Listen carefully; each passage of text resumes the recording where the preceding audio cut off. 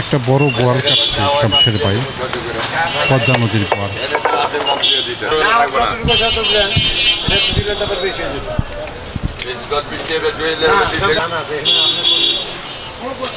বোয়ালটা কত দাম নিলে বলতে পারি না, দাম দুম করে নেই।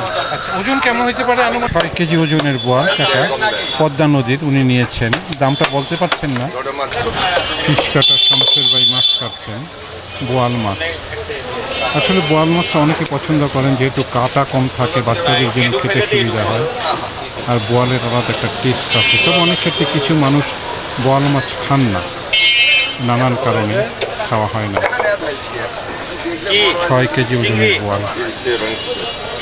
না পাইলে তো আর করার কিছু নাই।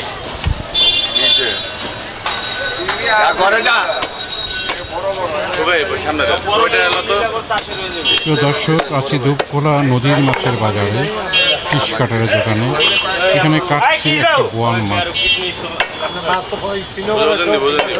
এই সময়টা প্রায় শেষ পর্যায়ে চলে আসছে। বোয়াল মাছ যারা সুস্বাদু বোয়াল খেতে চান তাদের জন্য, কারণ এখন আস্তে আস্তে ডিমের স্বাদ হতে শুরু করবে পেটে, কারণ বৈশাখ মাস চলে আসতেছে, তখন আস্তে আস্তে ডিম আরও বড় হয়ে যাবে। আর স্বাভাবিকভাবে যখন মাছের ডিম হয়ে যায়, মাছের সে কোনো টেস্টটা থাকে না। এই জন্য ডিম অনেকে মোটামুটিভাবে অ্যাভয়েড করে চলে।